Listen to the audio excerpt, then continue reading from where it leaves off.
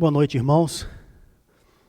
Dando continuidade ao nosso estudo no livro de Juízes, convido os irmãos a abrirem então as suas Bíblias no livro de Juízes, capítulo 2, verso 6, e hoje nós vamos até o capítulo 3, também, versículo 6. Abram suas Bíblias ou acessem, para que assim façamos essa leitura.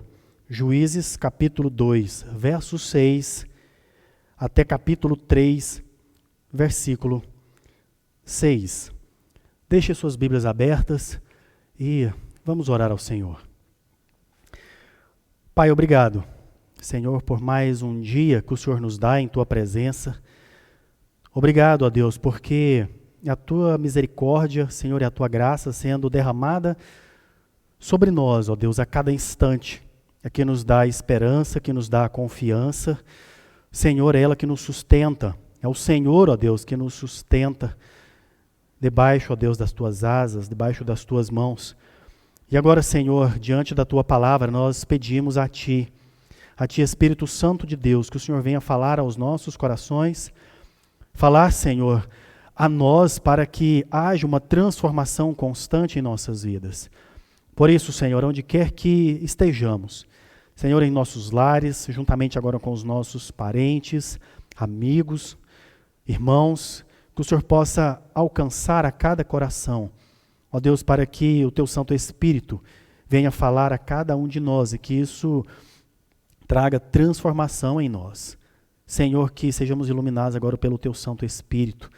Pai, é o que nós Te louvamos e Te agradecemos em o nome de Jesus. Amém e amém.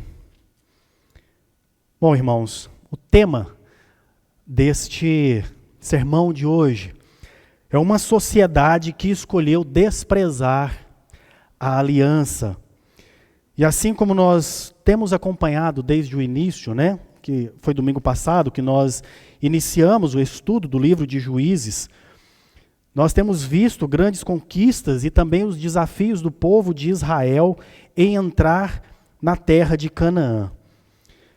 E agora nós veremos uma outra etapa do povo na conquista dessa terra, mas vendo nessa perspectiva do que Israel escolheu desprezar a aliança do Senhor. E como é um texto também um pouquinho mais longo, nós vamos ler por etapas e assim vamos explicando cada uma delas, para ficar mais simples também a assimilação daquilo que Deus tem para tratar para nós esta noite. Vamos ler então Juízes, capítulo 2, o verso de 6 até o verso de número 10. Diz assim a palavra do nosso Senhor. Depois que Josué despediu o povo, os filhos de Israel se foram, cada um à sua herança, para possuírem a terra. O povo serviu o Senhor todos os dias de Josué, e todos os dias dos anciãos que ainda sobreviveram por muito tempo depois de Josué, e que viram todas as grandes obras que o Senhor tinha feito por Israel. Josué, filho de Num, servo do Senhor, morreu com a idade de 110 anos. Foi sepultado em sua própria herança em Timnat-Heres, na região montanhosa de Efraim, ao norte do Monte Gaás. Toda aquela geração também morreu e foi reunida a seus pais. E depois dela se levantou uma nova geração que não conhecia o Senhor, nem as obras que ele havia feito por Israel. Quando nós fechamos aqui no capítulo 2, no verso 5, quando nós vimos que o anjo do Senhor, que é o próprio Deus, tinha saído de Gilgal e visitar o seu povo, Aboquim, dá uma impressão de que havia uma esperança aqui para Israel, de que haveria agora uma nova perspectiva para eles. No entanto, quando nós começamos a ler este livro, nós então, agora este capítulo, a gente começa a perceber o declínio que Israel vai entrando, e ele inicia falando, fazendo uma retrospectiva sobre a vida de Josué. Francis Schaeffer, em seu livro A Morte da Razão, diz que quando alguém vai passar uma grande temporada em outro país, é de se esperar que, no mínimo, essa pessoa aprenda a língua daquele local. E não apenas a língua, mas que ele entenda também a forma de pensamento daquele povo, para que assim ele consiga fazer uma real comunicação. E dentro da comunidade cristã não é diferente. Porque a responsabilidade não é apenas de professar ou ensinar os princípios básicos da doutrina cristã, mas de ensinar as próximas gerações de crentes sobre essas doutrinas. Nós que vivemos hoje no auge de uma cultura cristã, não temos dimensão do que significa falharmos na transmissão para nossos filhos e a geração futura do compromisso com o Deus da aliança. E o livro de Juízes, ele fala exatamente do fracasso na transmissão do compromisso de Israel com o pacto que Deus havia feito. E as terríveis consequências de uma sociedade em que cada vez mais cada um faz aquilo que lhe parece reto aos seus próprios olhos. E vendo o que é relatado no capítulo 1 até o capítulo 2, verso 5, sobre o fracasso de Israel em não executar a comissão de Deus, uma pergunta então nos vem: por que o povo de Israel falhou? E o incidente acontecido em Boquim, que nós acabamos de relatar, nos fornece uma resposta parcial ao deixar claro que Israel fracassou não por causa do poder e a persistência dos cananeus, mas eles falharam exatamente porque assimilaram a cultura e a idolatria dos cananeus. E isso é muito importante, porque o livro de Deuteronômio havia ordens específicas para que isso não acontecesse. Se nós observarmos aqui em Deuteronômio 7, versículo 2, o Senhor disse para expulsar todos os habitantes nativos de Canaã. No capítulo 12, verso 3 do mesmo livro, diz o Senhor para destruir os locais de adoração a Baal.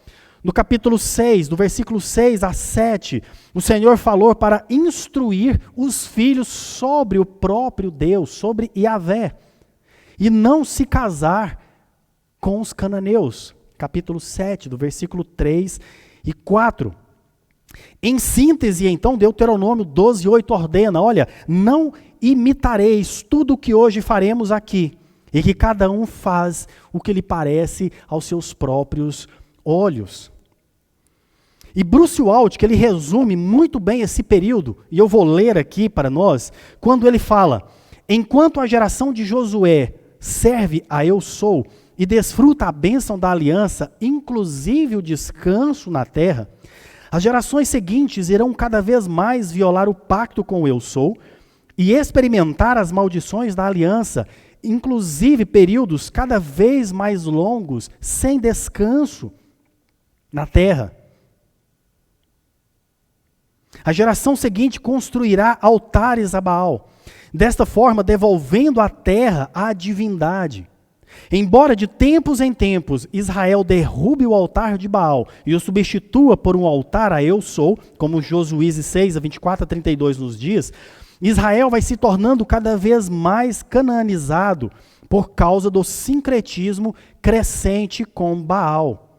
Agora, nesta unidade, ele começa com uma retrospectiva do tempo em que Josué ainda estava vivo. Portanto, meus irmãos, o tema do presente texto, ela é a descrição de uma sociedade que escolheu dar as costas e desprezar a aliança com o seu Deus. E assim nós vamos perceber como se comporta uma geração que não conhece o Senhor, nem os seus grandes feitos. E quais as consequências para um povo quando a visão da grandeza de Deus e a realidade da sua presença não alcança gerações posteriores. E seguindo então as divisões do próprio texto que nós lemos a primeira e veremos mais duas, nós podemos então pautar aqui que uma sociedade que virou as costas para a aliança, ela não transmite, ela não transcende e ela não triunfa. Então, de acordo com essas divisões, uma sociedade que escolheu desprezar a aliança, a primeira coisa que nós veremos, ela não transmite o conhecimento do Senhor. Versos 6 a 10 que nós acabamos de ler. Nós percebemos aqui que existe o claro fim de uma era. Tanto que ele começa dizendo, depois que Josué despediu o povo, e os filhos de Israel se foram, cada uma a sua aliança por possuírem a sua terra, o povo serviu o Senhor todos os dias de Josué, e todos os dias dos anciãos que ainda sobreviveram por muito tempo. Depois de Josué, e que viram todas as grandes obras. Josué, filho de Num, verso 8, morreu com 110 anos e foi sepultado a sua herança. Está se encerrando aqui uma nova era e há um elogio à geração de Josué, como ele, apesar dos seus erros, cumpriu as suas responsabilidades como corregente da aliança de Deus.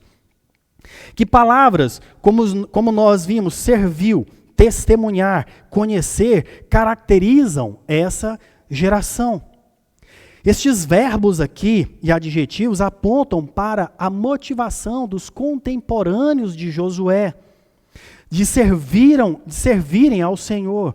Eles haviam visto a grandeza de Deus com seus próprios olhos. Eles sabiam, conforme descreve Josué 24:31, e eles viram, conforme Juiz 2:7, o que o Senhor fez. Eles creram porque viram. E isso nos remete à história de Tomé e à pergunta que Jesus lhe fez. Tomé, está lá em João 20:29, porque você me viste, agora creste? E então Jesus faz uma afirmação também, bem-aventurados os que não viram e creram. João 20:29. E a geração pós-Josué é uma geração semelhante à de Tomé. No texto existe um claro problema aqui de transmissão. A responsabilidade de uma geração posterior que não conhecia o Senhor é um problema da geração anterior. E nós podemos fazer aqui paralelos com o que está em Êxodo, capítulo 1, versos de 6 a 8, em que a segunda geração da família real não conhecia José e o povo foi feito escravo no Egito. Aqui não se trata apenas de conhecer cognitivamente o que o Senhor havia feito com o povo, mas a primeira parte fundamental do pacto. Essa geração posterior não conhecia os termos da aliança de Deus, o conhecimento do suzerano, aquele que sempre se apresentou como o eu sou. Eu sou o Deus dos vossos pais, eu sou aquele que te tirou da terra do Egito. A primeira das marcas de uma sociedade que despreza a aliança do Senhor é que ela não se atenta a transmitir os termos da aliança, as razões pelas quais obedeceu e foi fiel ao Senhor do pacto. E assim, essa geração presente, ela é responsável também em conhecer ao Senhor, mas ainda é muito mais responsável a geração anterior, que não vem transmitindo o conhecimento do seu Deus. Já começam a desprezar e não veem que a aliança é algo importante, os termos dela para os seus filhos. E o que isso nos ensina? Que quando nós olhamos os terrores de uma sociedade, de uma sociedade pós-cristã, raramente nós pensamos na responsabilidade de transmissão que a geração anterior passou. E assim é visto a incapacidade de comunicar a fé, de fazê-lo significativa para o povo presente. O livro de Deuteronômio, ele é inteiro enfático sobre a criação de filhos dentro dos termos da aliança. Nós, então, vamos subestimando os nossos jovens, que seguem tomando doses cavalares hoje de secularismo. E Juízes 2, de 6 a 9, descreve essa geração de hoje como uma geração fraca, cheia de defeitos, a qual obviamente já se debate com os deuses estrangeiros que há no meio deles, e não são capazes de cultuar ao Senhor. Pais que, quando ensinam seus filhos, pregam que existe apenas graça, como se o Senhor deixou ordenanças e leis para serem cumpridas, para que não se desviem. Eles não ensinam mais que a graça segue a lei. E é importante aprenderem essa lei, como o próprio livro de Josué diz, para que não se desviem nem para a direita e nem para a esquerda. E eu pergunto, será que você, pai e mãe, quando morrer, será também o fim da fidelidade na vida do seu filho? Outro resultado para uma sociedade que despreza a aliança, assim como nós vimos, primeiramente, que ela não transmite o conhecimento do Senhor. O segundo ponto que acontece com essa sociedade, que virou as costas e desprezou a aliança, é que ela não transcende os ciclos de declínio. Veja aí na sua Bíblia, versículo 11 ao 19, diz assim: Então os filhos de Israel fizeram o que era mal aos olhos do Senhor, servindo os Baalins. Deixaram o Senhor, Deus de seus pais, que os havia tirado da terra do Egito, e seguiram outros deuses, os deuses dos povos que havia ao redor deles, e os adoraram, e provocaram o Senhor a ira, porque deixaram o Senhor e serviram Baal e Astarote. A ira do Senhor se acendeu contra Israel, e ele os entregou nas mãos ladrões, que os despojavam do que possuíam. Ele os entregou nas mãos dos seus inimigos ao redor, e não puderam mais resistir a eles. Por onde quer que fossem, a mão do Senhor estava contra eles para o seu mal, como o Senhor lhes tinha dito e como lhes havia jurado, e estavam em grande aperto. Então o Senhor suscitou juízes que os livraram das mãos dos que o atacavam e roubavam, mas eles não obedeceram seus juízes. Pelo contrário, se prostituíram com outros deuses e os adoraram.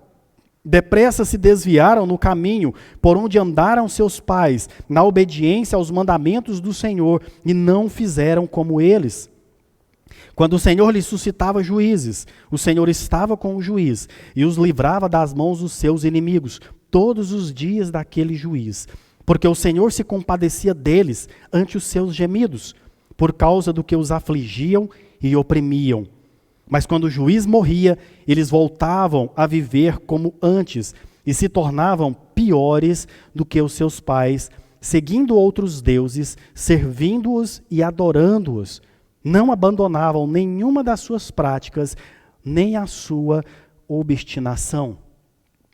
Os versos 11 a 3 formam e nos apresentam a estrutura geral do livro de Juízes.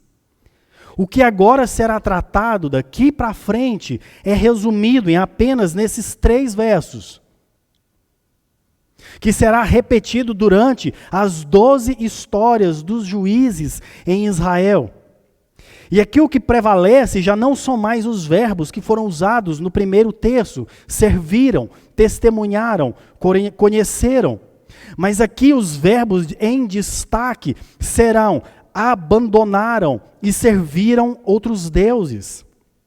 Referem-se ao caminho que Israel agora escolheu seguir, um caminho de idolatria.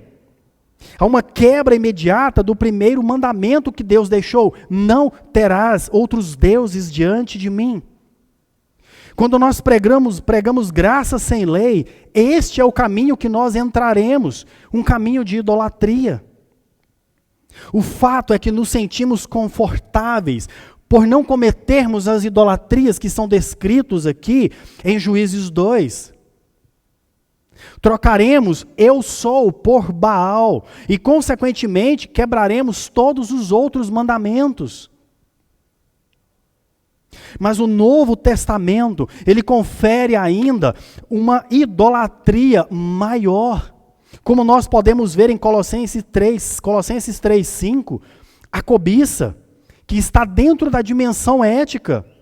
Em Tiago 4, versículo 4, o Senhor também trata sobre a amizade ao mundo, que é uma idolatria espiritual.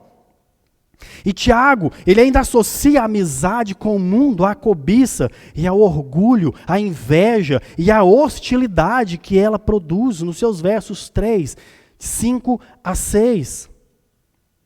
Então, se nós estamos nos sentindo confortáveis dentro do capítulo 2, em dizermos que não estamos trocando Deus literalmente por Baal, eu quero deixar claro que a idolatria de hoje, ela está muito maior.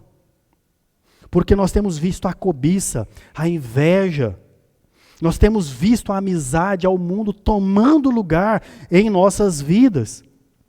Só que o maior perigo não é de nos tornarmos ateus se seguirmos por este caminho, mas sim de querermos que Deus coexista com esses ídolos em nossos corações.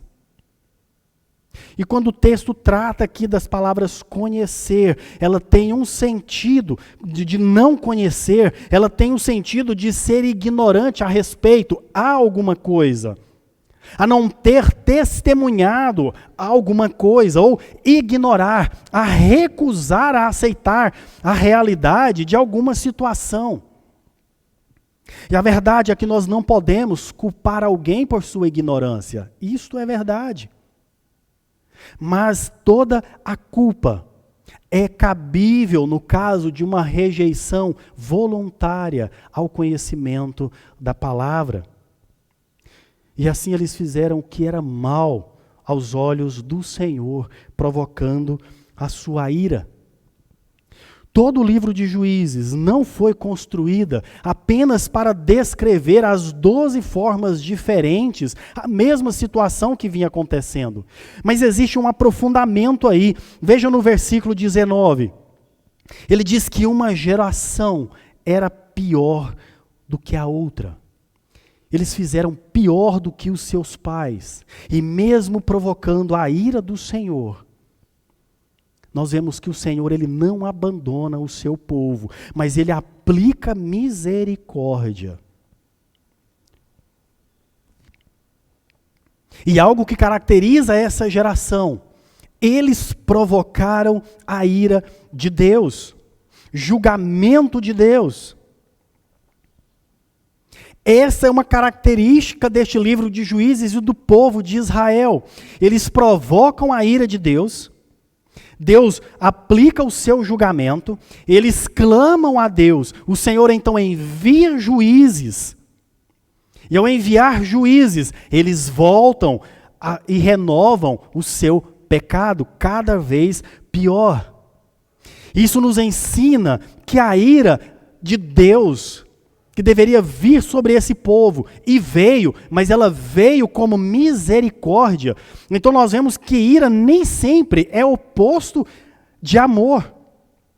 Ela pode ser uma manifestação do amor de Deus. E nesse caso, Deus é como um pai que foi totalmente rejeitado por seu filho.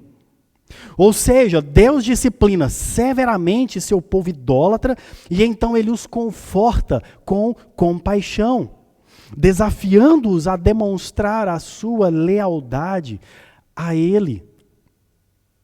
E aqui a constante quebra da aliança não nos coloca apenas em um pêndulo de obediência e desobediência, mas em uma espiral descendente em que as próximas gerações quebram e são piores diante do nosso Deus.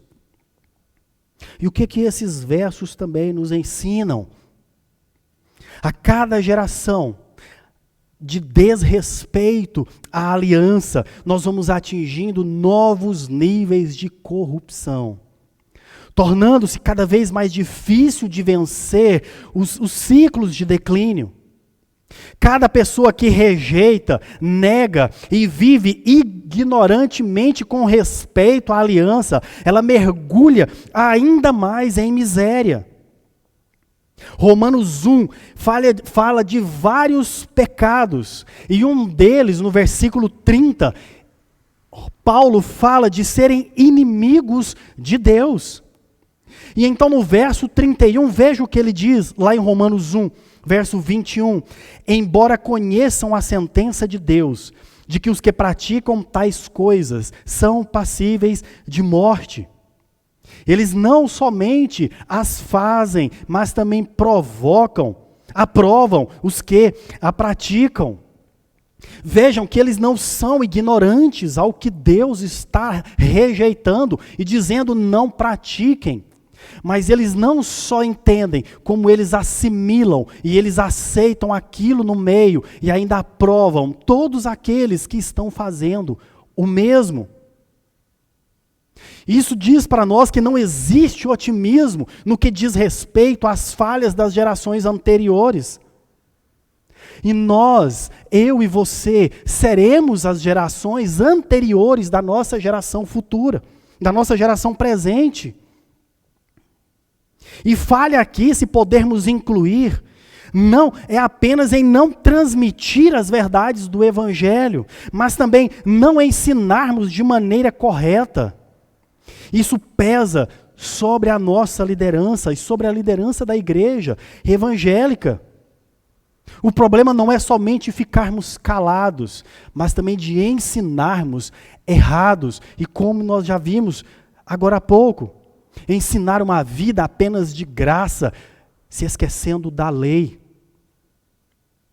As epístolas de Judas e 2 Pedro tratam sobre mestres que eram sexualmente imorais, que ensinavam a igreja, líderes que pregam o evangelho de graça sem lei. Judas, no verso 3, escreve para encorajar então os seus leitores, olha, lutem pela fé. Não tem como uma geração posterior ser melhor do que a anterior e mais dedicada do que essa anterior, principalmente quando acompanhada da ausência da transmissão da aliança de Deus e dos seus termos. Existe uma responsabilidade sobre nós para que nós possamos transcender os níveis de declínio.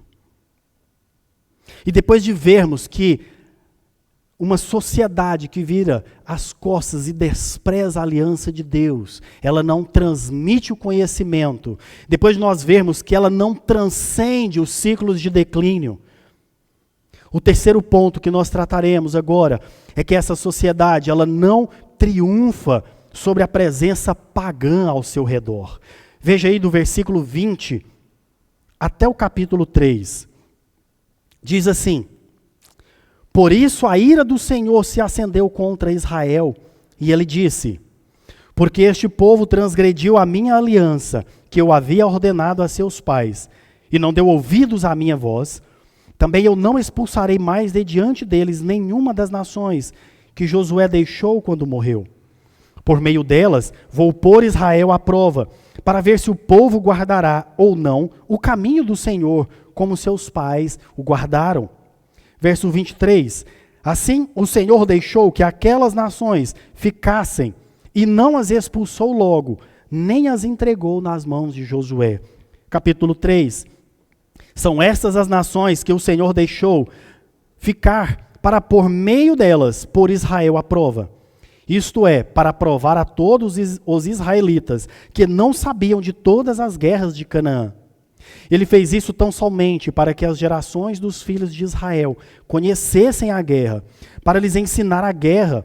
Pelo menos as gerações que anteriores não sabiam disso.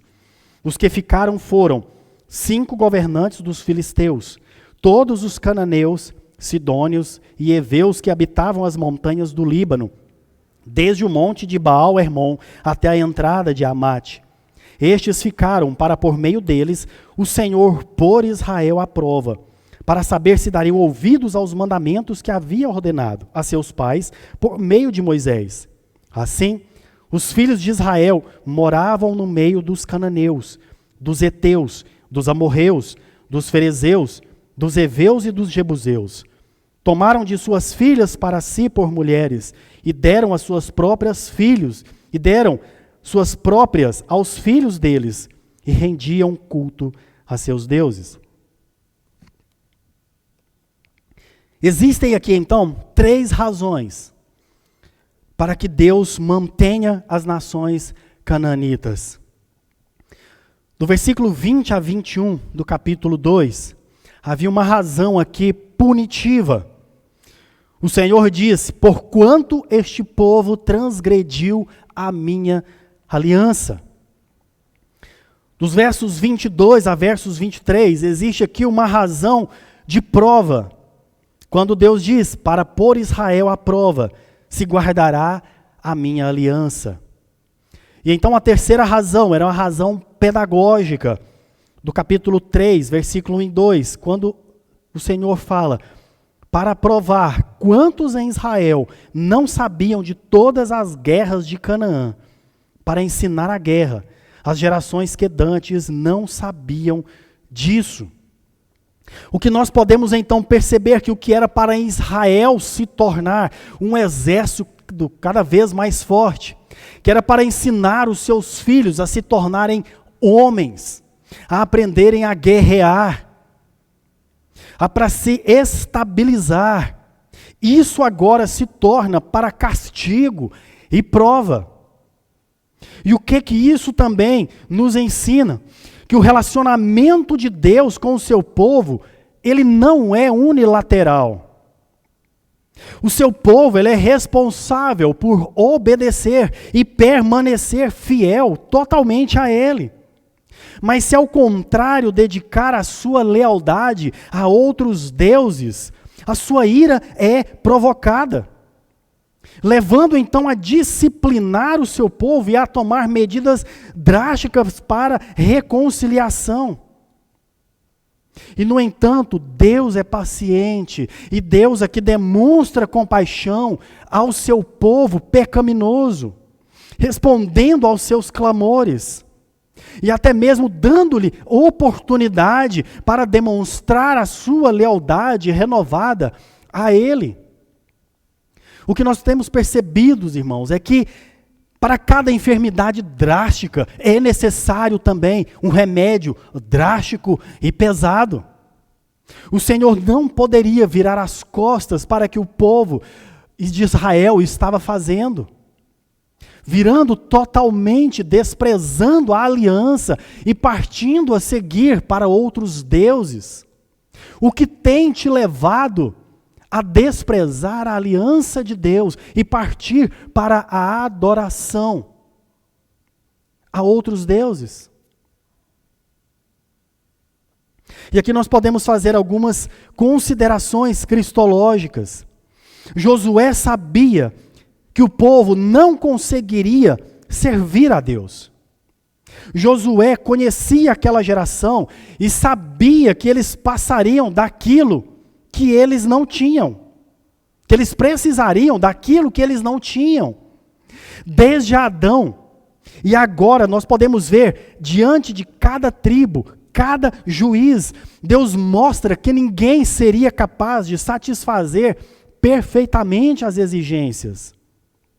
Somente o ungido do Senhor, Cristo Jesus. Todo o livro de Juízes é para mostrar exatamente essa carência messiânica e que somente um líder ungido, cheio do Espírito, poderia guiar o povo ao descanso prometido. Cristo Jesus, o Messias. Aquele que parte para trazer um povo a Ele, para que esse povo se mantenha fiel e leal à sua palavra. Um povo que, vivendo dentro desta sociedade, consiga ser fiel à sua palavra, dentro do seu trabalho, dentro dos seus estudos, dentro dos seus relacionamentos, mantendo a sua vida emocional, a sua vida espiritual, diante da presença do Senhor. E concluindo, como disse Francis Schaeffer, a responsabilidade da comunidade cristã não é apenas de professar os princípios básicos da fé cristã, mas de ensinar às próximas gerações de crentes. Se você tem filhos, ensine a eles. Se ainda não tem, ensine aqueles que estão sob sua responsabilidade ou próximo a você. Precisamos manter leis leais ao nosso Deus, que é fiel, e entender que Ele não tolera rivais. Isso é o que tem diferenciado o povo cristão. Ser absoluto naquilo que a palavra de Deus diz. Nós não podemos abrir concessões, nós não podemos ser relativistas àquilo que a Bíblia nos apresenta. Porque quando falhamos e experimentamos a disciplina, nós devemos reagir positivamente a essa disciplina, que é de misericórdia, com a confiança de que Deus está trabalhando para que a nossa lealdade seja renovada e isso traga restauração, não só para a sua vida, mas para toda a sua geração, aquela que está próxima a você. Se os israelitas não conseguiram entrar em sua herança por causa de sua incredulidade que foi completa, isso não significa também que os propósitos de Deus para o povo foram frustrados. Jamais. Porque Deus, Ele continua comprometido com eles. E por meio de Jesus Cristo, a expiar os pecados e eventualmente levar à plena realização do que Ele tinha prometido. Incluindo agora no seu reino de pessoas formadas por todas as nações. Nenhum momento os planos de Deus foram frustrados, eles se cumpriram. Mas como é que nós viveremos diante de tudo isso que nós expomos aqui agora? Algumas aplicações finais para você e para mim. Primeiro, esforce-se em transmitir os termos da aliança para a próxima geração. Termos como: o Senhor é o único Deus. Termos como Ele disse a Abraão: anda na minha presença e ser perfeito. Termos como Ele disse: observe e obedeça às minhas leis. E a essência do pacto da graça, que está no Novo Testamento, que Ele diz: e eu serei o seu Deus. Anda na minha presença, obedeça às minhas leis e a cumpra. Não existe graça sem lei. Deus não tinha nenhuma obrigação de entrar em aliança com o homem. Ele poderia ter desenvolvido uma relação entre Criador e criatura, simplesmente assim. Sem, no entanto, ter feito uma aliança com promessa. Mas Ele fez assim, porque Ele quer nos abençoar. E a confissão de fé de Westminster chama isso de voluntária condescendência, que é bondade de Deus. E assim a misericórdia de Deus foi usar nações vizinhas dos israelitas, não para destruí-los, mas para colocá-los em situações em que tudo parecia perdido, e assim levá-los a depender ainda mais do seu Senhor. Segundo ponto, não subestime a gravidade dos novos ciclos de declínio. Quando não estamos atentos aos declínios na nossa vida, como está descrito aqui no capítulo 3, de 5 a 6, que diz que então começamos a nos moldar conforme os povos que provocaram a ira de Deus, é que nós já estamos compartilhando de suas vidas. Quando nós não conseguimos observar o quão já estamos descendo na nossa vida espiritual, é porque já nos assimilamos totalmente naquilo que as vizinhanças pagãs já estão nos oferecendo. O desafio então do povo de Deus é viver uma vida que transforme estes vizinhos e não ser transformados por ele. Não subestime a gravidade dos novos ciclos de declínio. Terceiro, não procure triunfar fora de Cristo. Nós somos parte da família da aliança. E porque somos parte dessa família, E esta relação de aliança, ela foi confirmada com o sangue de Cristo. Porque Ele é o único que pode vencer por nós e nos libertar de nós mesmos. Porque nós não conseguimos cumprir todas as exigências de Deus. Mas isso também não quer dizer que nós devamos obedecer, que nós tenhamos o nosso caminho de santidade. Existe uma responsabilidade que é nossa nessa vida cristã. E então entrar em qualquer guerra sem Ele, além de ser uma idolatria a nós mesmos, já é assinatura e um decreto de uma derrota antecipada. E por fim, não despreze a disciplina do Senhor. Deus, Ele nos conforta, Ele nos confronta quando provocamos sua ira. Voltando para os nossos afetos, quando nós voltamos os nossos afetos para os deuses de nossa cultura. Mas a ira de Deus, ela é amenizada pela compaixão, levando a nos disciplinar com o amor severo dele, e assim nos dando novas oportunidades de demonstrar lealdade somente a ele. Então não despreze a disciplina do Senhor à sua vida. Isso é demonstração de que o Senhor está aplicando misericórdia para que você volte aos seus caminhos, para que você entenda que o caminho que você entrou de assimilar aos deuses dessa cultura pós-cristã tem tentado invadir as nossas vidas.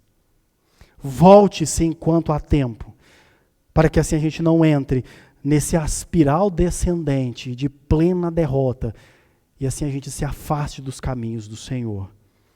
Que Deus tenha misericórdia de nós e nos abençoe. Vamos orar?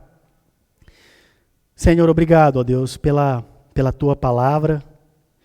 Obrigado, Senhor, que novamente, apesar de ser uma palavra dura para nós, Senhor, é uma palavra de conforto, porque demonstra que a Tua ira, Senhor, é uma ira implacável, mas é a demonstração, ó Deus, de misericórdia. É uma demonstração de amor tão profundo, que foi, Senhor, a ponto de enviar o Teu Filho amado para morrer por nós. Ó Deus, de um amor tão profundo para demonstrar o quanto, ó Deus, às vezes nos afastamos de Ti. Senhor, que nos comportamos como idólatras. Ó Deus, que nos prostituímos, ó Deus, com outros ídolos, abandonando ao Senhor. Ó Deus, um amor tão profundo que vem para trazer a nossa consciência, Pai, para voltarmos para os Teus caminhos.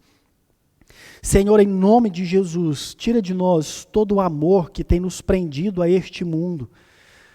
Senhor, todo o amor que tem colocado em nós, ó Deus, para nos enraizarmos aqui, sem olharmos para Ti, para o Teu reino. Ó Deus, para a Tua pátria, que é para onde fomos criados. Mas enquanto estamos aqui, Senhor, precisamos fazer diferença. Precisamos, ó Deus, demonstrar santidade. E assim, através de nossas vidas, outros alcançarem essa salvação. Que o Teu Santo Espírito, ó Deus, nos capacite a isso. Por isso, Senhor, nós clamamos a Ti, mas agradecemos pelo Teu profundo amor, misericórdia e compaixão que é derramada a cada momento por nós. Assim nós Te louvamos, Pai, assim nós Te agradecemos, em o nome de Jesus. Amém e amém, Senhor. Que Deus nos abençoe. Amém.